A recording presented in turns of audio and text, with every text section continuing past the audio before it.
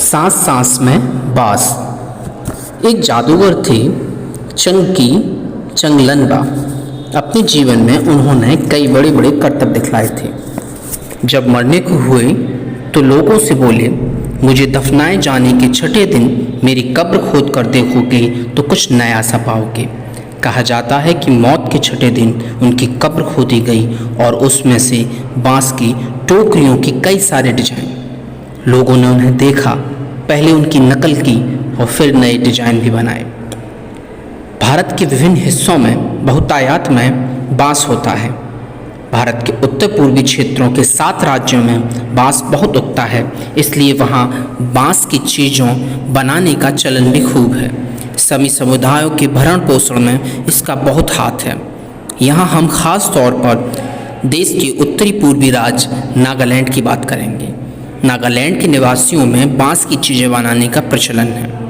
इंसान ने जब हाथ से कलात्मक चीज़ें बनानी शुरू की, बांस की चीज़ें तभी से बन रही हैं।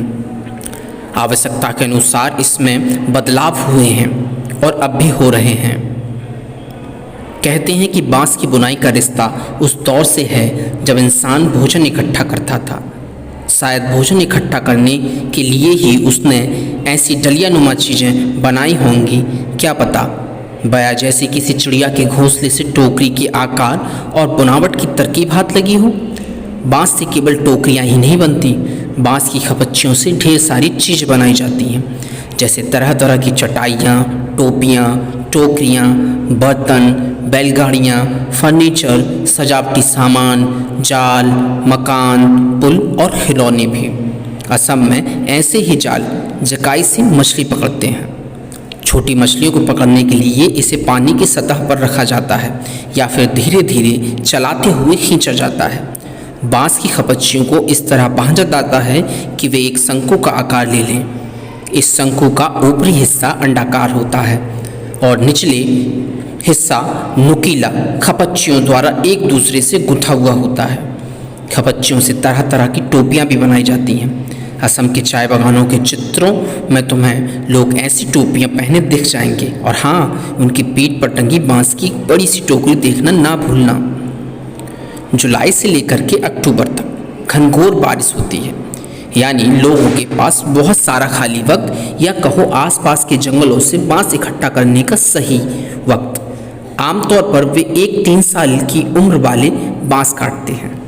बूढ़े बांस नहीं काटे जाते क्योंकि वे सख्त होते हैं और टूट भी जाते हैं। बांस से शाखाएं और पत्तियां अलग कर दी जाती हैं। इसके बाद ऐसे बांसों को चुना जाता है जिनमें गांठें दूर दूर होती हैं। दाव यानी चौड़े चांद जैसी फाल वाले चाकू से इन्हें छीलकर खपच्चियाँ तैयार की जाती हैं। खपच्चियों की लंबाई पहले से तय कर ली जाती है। मसलन आसन जैसी छोटी चीज़ें बनाने के लिए बांस को हर एक गठान से काटा जाता है, लेकिन टोकरी बनाने के लिए हो सकता है कि 2 या 3-4 गठानों वाली खपच्चियाँ काटी जाएं। यानी कहाँ से काटा जाएगा यह टोकरी की लंबाई पर निर्भर करता है। आमतौर पर खपच्चियों की चौड़ाई 1 इंच से ज़्यादा नहीं होती। चौड़ी खपच्चियाँ किसी काम की नहीं होती। इन्हें चीर कर पतली खपच्चियाँ बनाई जाती हैं। पतली खपच्चियाँ लचीली होती हैं। खपच्चियाँ चीरना उस्तादी का काम है। हाथों की कलाकारी के बिना खपच्चियों की मोटाई बराबर बनाए रखना आसान नहीं।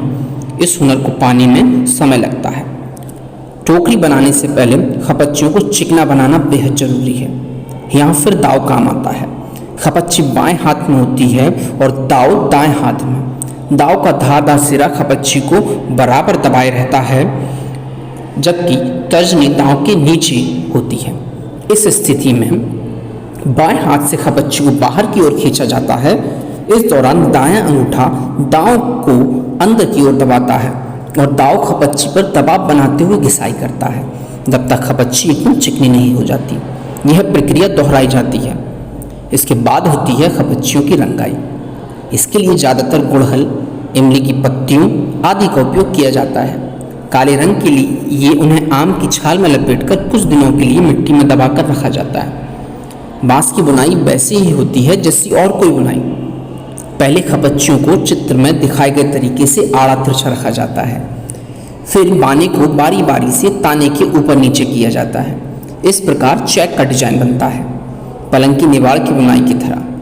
अगर टूल बुनना हो तो हर एक बाना 2 या 3 तानों के ऊपर और नीचे से जाता है। इससे कई सारे डिजाइन बनाए जा सकते हैं।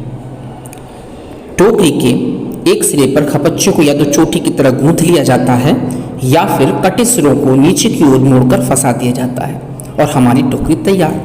चाहो तो बेचो या घर पर ही काम में ले लो। इस पार्ट के क्वेश्चन आंसर देखने के लिए आप डिस्क्रिप्शन में जाएं। Thank you.